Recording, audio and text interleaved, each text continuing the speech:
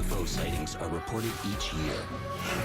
Most can be debunked, but 5% remain unexplained. These are the close encounters.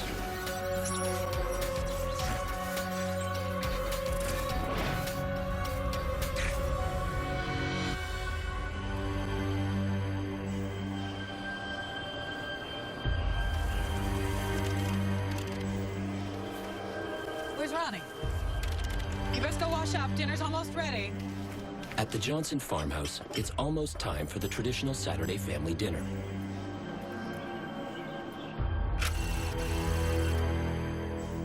Delphos, Kansas is a very small community. These are just good, all-American farm folks that we're talking about for this family. But their teenage son, Ronnie, is running late. He still needs to feed the pigs.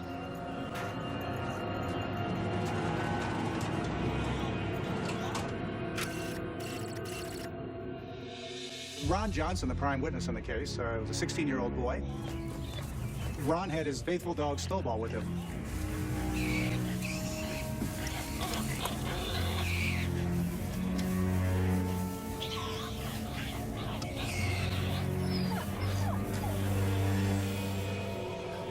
His dog, Snowball, who was his constant companion, apparently showed unease looking up at the sky. What's wrong, boy? He's disturbed by something off in the distance.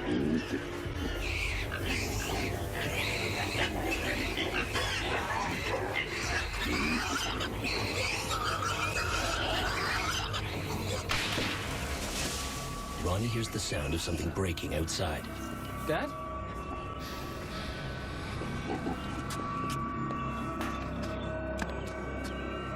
Snowball?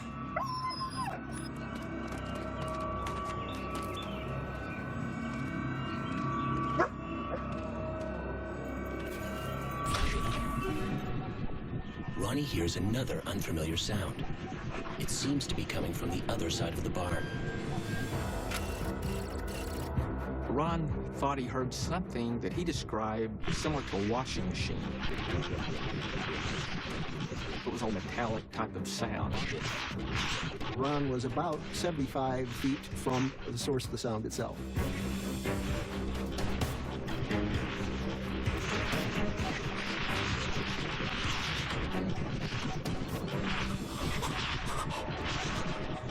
He saw something unusual, not far away, actually.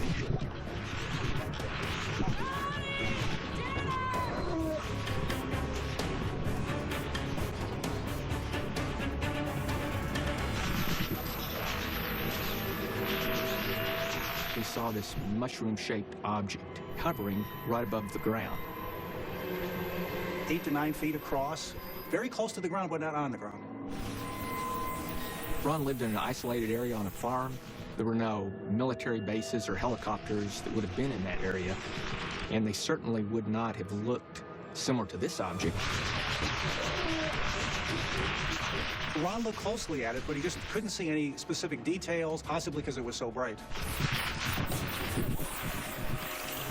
As Ron was watching the object, the glow at the base began to brighten more.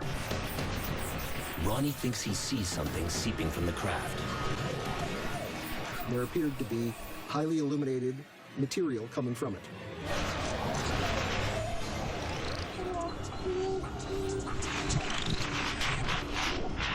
The object, after a minute or two, began to rise into the air slowly.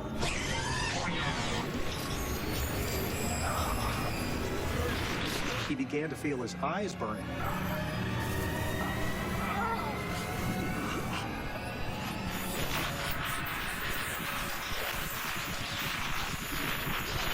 Ron all of a sudden couldn't see anything. When Ron said it wasn't, well, I was seeing spots or I couldn't see anything because of this bright light that flashed my eyes, basically he indicated he could see nothing. He essentially went blind. Ronnie, your eyes! Almost within seconds, her fingers became numb.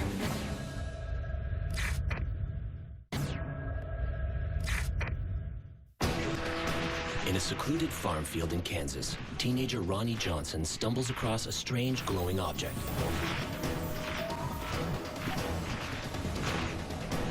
suddenly blinds him. Ron basically described what you would call full blindness. But it's not only Ronnie that's having a strange experience. Snowball! Snowball! Where are you, Snowball? Ron's dog during the experience was uncharacteristically quiet, didn't bark at all. This has been seen before in other cases where the animals seem to be aware of the presence of a UFO, but act very differently than normal by becoming still. Seconds later, he hears the object moving away. It picked up speed, but it was not moving at a huge air rate of speed. As the craft leaves, Ronnie's sight returns.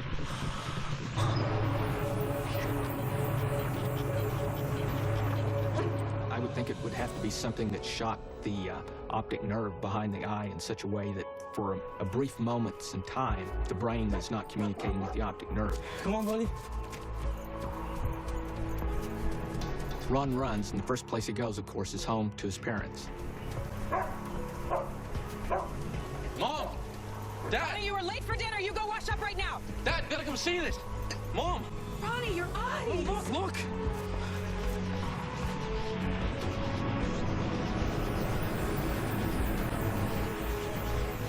As his mother and father looked up in the sky, they described something as bright as a car headlight at 100 feet. That's much brighter than the full moon. That is an object which you're not going to misinterpret as any other type of celestial object.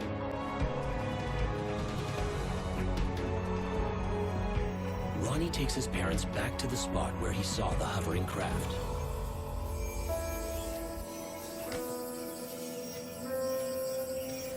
They saw this glowing ring on the ground. Mrs. Johnson was apparently quite curious about the ring and wanted to see what it consisted of. It was kind of a powdery substance on top of it. Almost within seconds, her fingers became numb where she had touched the ring. She described the feeling comparable as to a tingling type sensation where you've cut off circulation and there's a numbing to the skin.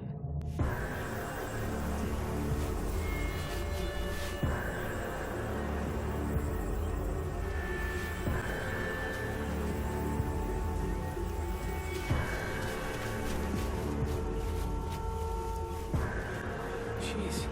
They also notice a broken tree limb that is snapped off in the path where he saw the ship. As far as they knew, those things were, not broken before the incident. It reminds him of the loud crack he heard back in the barn.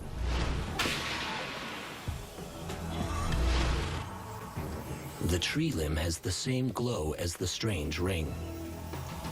Mrs. Johnson went back into the house. She got a camera, took a photograph of the ring, and that photograph exists today.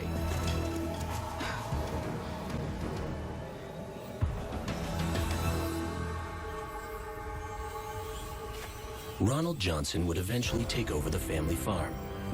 And for years, he was troubled by trespassers wanting a peek at the glowing ring. Eventually, he decided that enough was enough. He brought in a load of topsoil and buried the ring, or what was then left of the ring.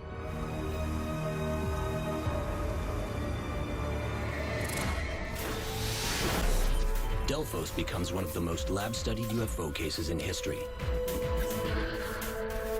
Soil sample tests reveal that the white ring substance is both resistant to water and glows in the dark.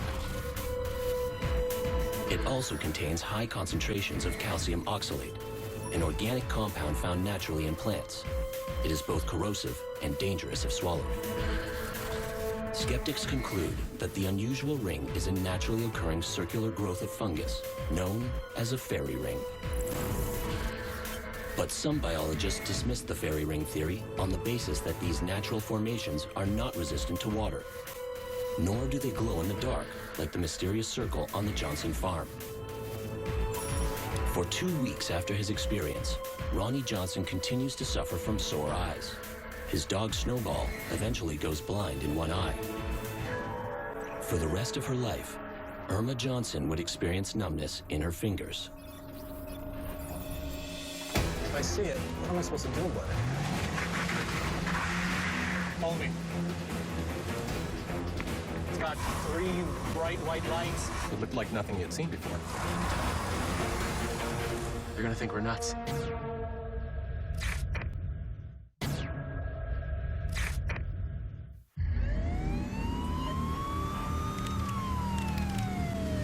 In the small town of Lebanon, Illinois, Officer Ed Barton is pulled from a routine call by a very unusual request.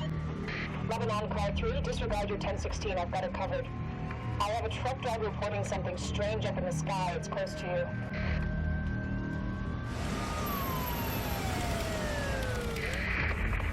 The witness says it looks like a 2-story house. If I see it, what am I supposed to do about it? The individual who described the flying house also described windows on the side, illuminated rectangular sections along the side of this object. The witness says it's got all these blinking lights and it's moving in your direction. Ed, can you check it out? Did they say if that truck driver was DUI? No, he seemed quite serious. It's a 1033, suspicious vehicle. 10-4. In speaking with Officer Barton, I found him to be extremely credible, very detail-oriented in his reporting of what he claims to have witnessed that night.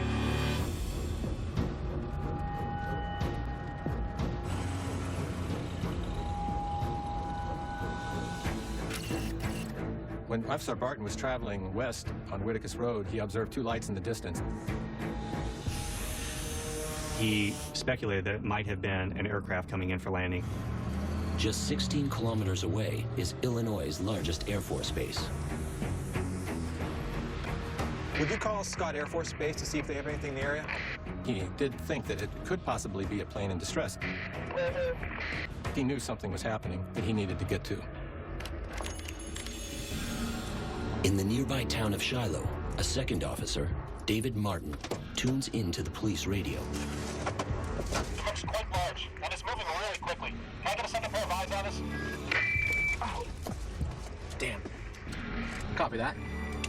Thanks, Dave. Call forward, headed towards Lebanon.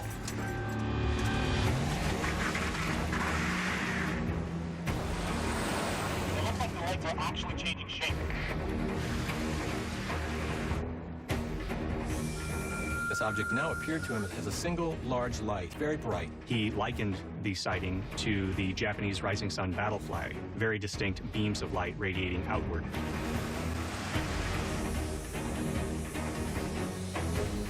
Police officers, as UFO witnesses, they have much more to lose than the average citizen. Their reputation, their credibility is what they stand upon. To come forward and report a UFO jeopardizes all of that. Be advised, there's a very bright light just east of town. It's not an airplane. It's not the moon. It's not a star. This was an unconventional object.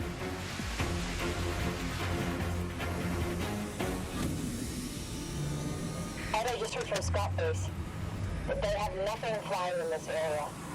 No planes of any kind in the area.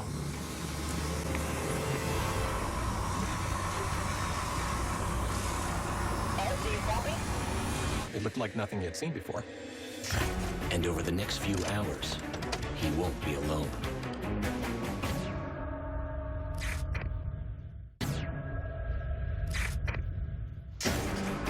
Officer Ed Barton responds to a call about a strange flying house moving over Lebanon, Illinois. Be advised, there's a very bright light just east of town.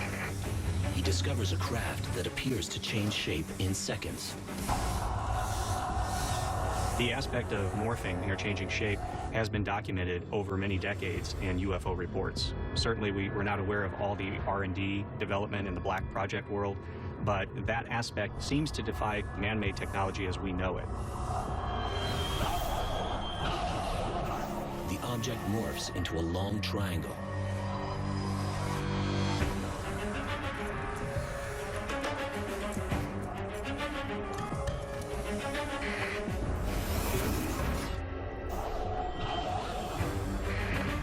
As he's watching the object, he noted that it made a flat pivot turn. This particular type of maneuver flies in the face of conventional aerodynamic principles as far as aircraft typically banking when they make a turn. This object was silent and made a flat turn.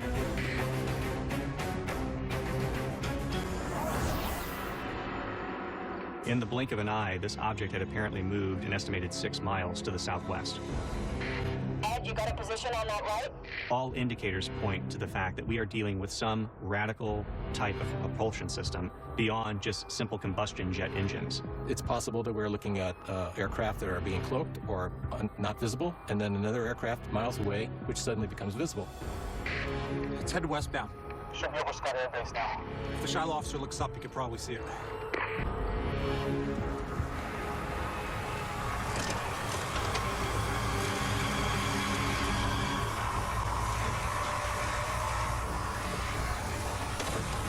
It's flying. It's got green. Bright white lights. I mean, it's wide. It's 15 miles away in the St. Louis suburb of Millstad, Officer Craig Stevens is on a break. He's tuned into the same radio frequency, but the reception is breaking up. Dave, can you describe the shape of the object? It's shaped like an arrowhead or something.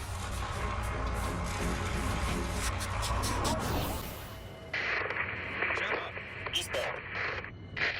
Millstad, call 1. Officer Craig Stevens is suddenly drawn into the call. Millstad, call 1, an unidentified aircraft headed your way. It should be right over you.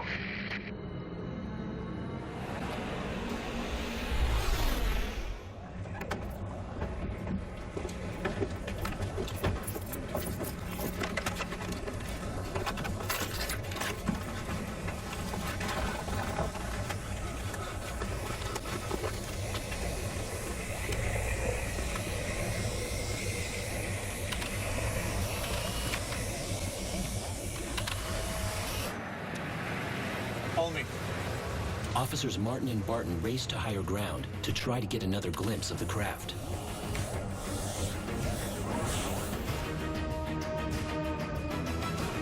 But it's too late. And within 2 or 3 seconds, it was gone. The object fades on the horizon.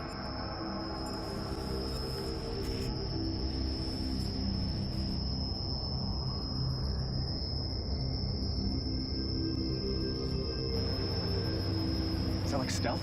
No, and it's not a jump jet.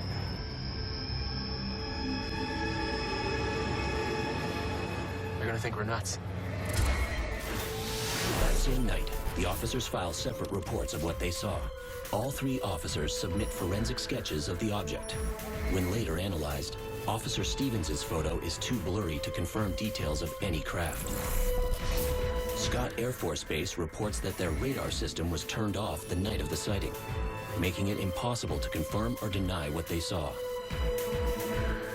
In 2002, the National Institute for Discovery Science, a non-governmental organization, revealed that the object could have been an experimental Department of Defense lighter-than aircraft, a claim that still remains unconfirmed. As of February 2012, the National UFO Reporting Center has received nearly 7,000 reports of triangular-shaped crafts throughout the United States.